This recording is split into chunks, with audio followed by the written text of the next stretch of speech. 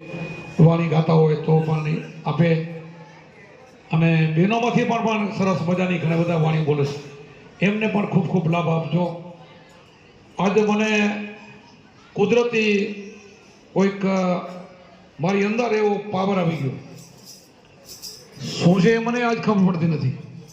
આજ કમર દુખતી નથી. આમ ડોક્ટરે ના પાડેલ કલાક જ બેસી શકો ને રોજ નથી બેસતો એ બધાને ખબર છે ને આજ સતત બેઠો છું અને કાંઈ હજી તકલીફ પડતી નથી. એટલે મને આજ કાંઈક ક્રેટે દેખાય છે તમારા બધામાં. તમારો પાવર હોવો જોઈએ, મારો નહીં, આ તમારો. એટલે આપણા આશ્રમની અંદર બધા પ્રેમી હંસો આવ્યા છો, હંસો જ છો. આપણે ભાઈ નાનદાસે વાતો કર્યું કે માનસરોવર આને જ કહેવાય. આ માનસરોવર હંસોની બેઠક હોય અને એનો ખોરાક પણ મોતી જ હોય તો બધા હંસો શું? ત્યાં માનસરોવરમાં તો કાંઈ છે નહીં. માનસરોવરમાં ત્યાં પાણી નથી ને હંસા નથી. અહીં જ આપણને જ કીધું છે, અહીંયા આપણે બધા હંસો છો અહીં. અને આવી સરસ મજાની વાણીઓ થતા હોય, આવું સરસ એનું પૈપાન થતું હોય અને બધા એ હૃદયમાં ઉતારતા હોય. અને અમારે નાનદાસ કે બીજા કોઈ બી ટકોર કરે, મારી દવા છે પ્રભુ એક નાનદાસ બાબુ. અહીંયા થોડો ઘણો અવાજ થતો હોય ને અરે વાતો કરતા હોય અને આપણો સત્સંગ ચાલુ થાય એટલે લગભગ તો બધા છોકરા સાના રહી જાય છે.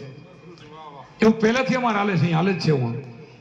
એટલે બધા એમાં સમજદારી હોય છે, પ્રેમથી બધા સાંભળે છે. અને એમનો એ વાંક નથી. સવારથી ચાલુ છે આ આપણે સત્સંગ, સવારે 7 વાગ્યાથી સત્સંગ ચાલુ છે. આખો દી બેઠક છે, આરામ કર્યો ન હોય. અને અત્યારે પણ આપણે આ ચાલુ સત્સંગ છે. અમારે તો અહીં આશ્રમમાં રોજનો સત્સંગ છે. અમારે 11-12 સુધી કાયમને માટે આ મોડા આશ્રમમાં અમારો સત્સંગ હોય છે. બધાને ખબર છે કે સત્સંગ એ આપણો ખોરાક છે, મનનો ખોરાક છે. મન સત્સંગ સિવાય સુધરે નહીં, એ બધા જાણે છે. અને બધાએ અને અનુભવ પણ બધાને અહીંયા બેઠેલા આંસુને બધા થયેલ છે. એને જ કહેવાય અનુભવીશું. બધાએ અનુભવીને એટલું કે આનંદમાં રહેવું, ભજવા પરિભ્રમ, બીજું કાંઈ ન કહેવું. આ બધાએ પરિભ્રમનો આનંદ માણી રહ્યા છે. બધા તો સમજદાર ભાઈઓ બહેનો બધા બેઠા છે. એટલે હું આજે ઘણો સત્સંગ લઈશ પણ નહીં. એનું કારણ કે આજે મારે બહારથી જે મહેમાનો આવ્યા એને જ બધું મારે સત્સંગ આપવો જોઈએ. એટલા માટે આપણે કુંભારામને એક પદની વાતો કરી કે હરદમ જાગી એતે ફેરો તો મટી જાય દિલના અંધારા સાધુભાઈ ફેરો હરીની મારા. હરદમના બે અર્થ થાય. અમારે સામળદાસ બાજુ બેઠા ને મહાન એને સંત ગતિને આપી કે બધો ગમે એવો તમે સત્સંગ મૂકો, વાણી મૂકો, એનો નિચોડ કરીને આપણને સત્સંગ ગાઈને સત્સંગ કરીને બતાવે. હરદમના બે અર્થ હર રોજ પણ થાય, એક એક દમ એક એક શ્વાસ પણ થાય. હરદમ જાગીને હેતે ફેટો તો મટી જાય દિલના ધારા સાધુભાઈ ફેરો હરીની મારા.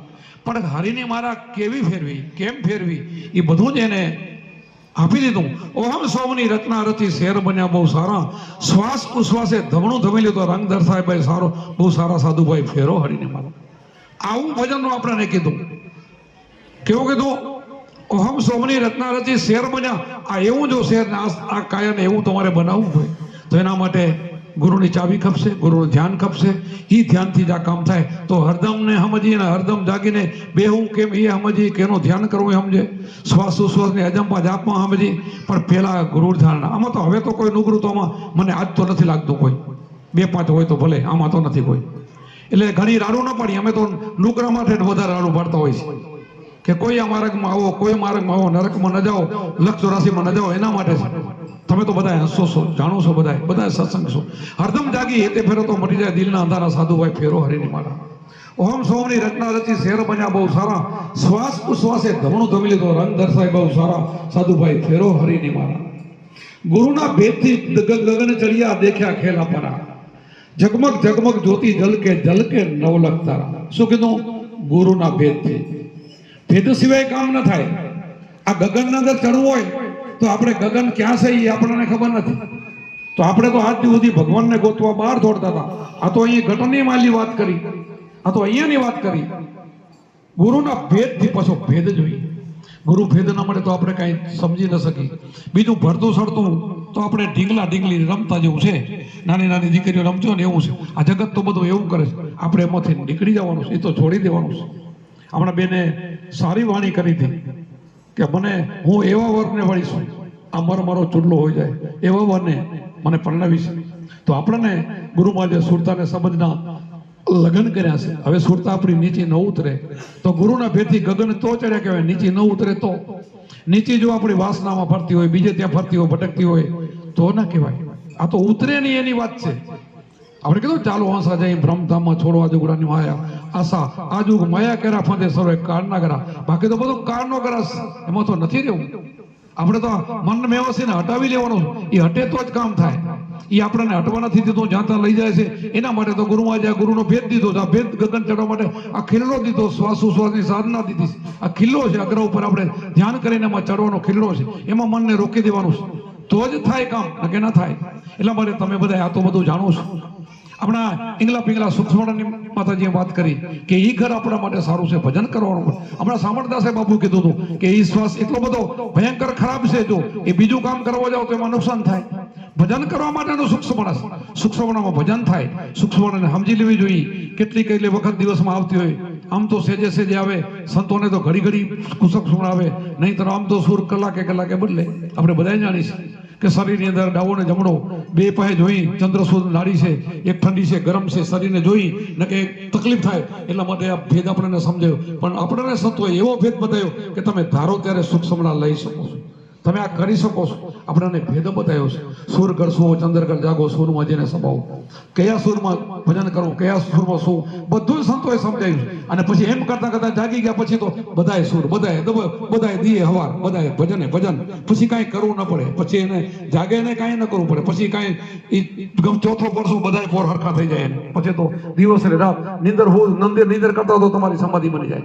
નીંદર એ સમાધિ તમારી. બધું એવું છે બધું.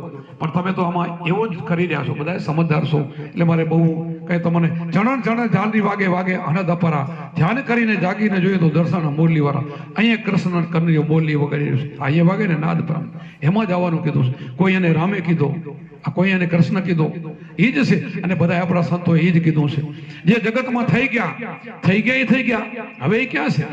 હવે ક્યાં છે? બધાના હૃદયમાં રમી રહ્યા એ જ છે. ઘટમાં બેઠો એ જ છે. એને રામ કહેવાય, એને કૃષ્ણ કહેવાય, એને માં જગદંબા કહી દો, શક્તિ આજ શક્તિ કહી દો, આજ પુરુષ કહી દો. એક જ વસ્તુ છે, બસ જાઓ આમાંથી બહાર નીકળશો તો બુડી મળશો. નથી ઉગરવાનો વારો. મોહમ્મદ કે મનરૂપી મરઘાને મારો. જો આમાંથી બહાર નીકળ્યા ને તો મરવાનું છે, તો લક્ષ છે. તો સંતોએ આપણને ભિન્ન ભિન્ન કરીને આ વાણિયા દ્વારા કેટલી બધી મહેનત કરીને બધી વાણીઓ બનાવ્યું. એમાં આધ્યાત્મિક વાણીમાં આના સિવાય કાંઈ આવશે જ નહીં. આ નિજ વાત આવશે. અને તમારી અંદર તમારા સ્વરૂપને પોતાને ઓળખી લો. દેહાધ્યાસ કાઢી નાખો. દેહ હું શું નહીં, હું દેહને માનવાનો નહીં, હું આત્મા છું. એને પરમાત્મા બનાવો. શેનાથી બને? ભજન શ્રવણથી બને.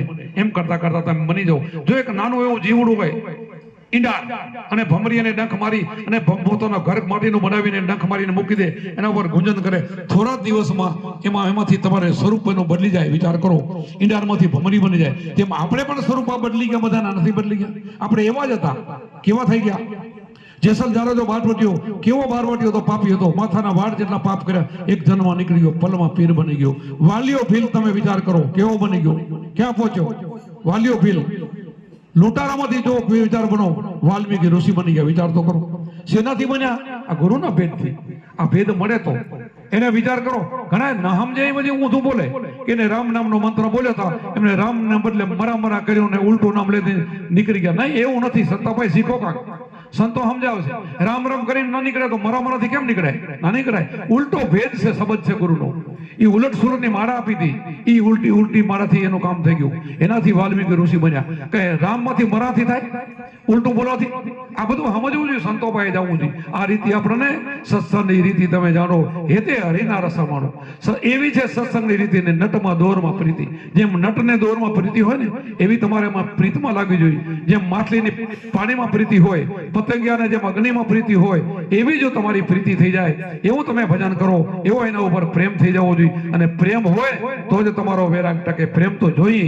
પ્રેમ ન હોય તો પ્રેમ વિના છે ધીરજ ના આવે. પ્રેમ સિવાય કાંઈ ન થાય. અને આના માટે ગુરુ ઉપર પ્રેમ જોઈએ, શબ્દ ઉપર પ્રેમ જોઈએ. અને બધા આવો તમારો પ્રેમ ભાવ છે એથી વિશેષ વધે.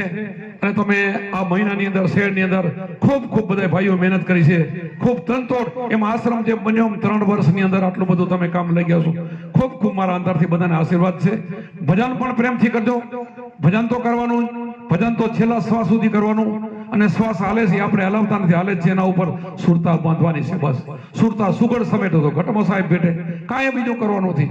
બોલો સત્ય ગુરુદેવ કી જય, સનાતન ધર્મ કી જય, अपने अपने गुरु महाराज की जय.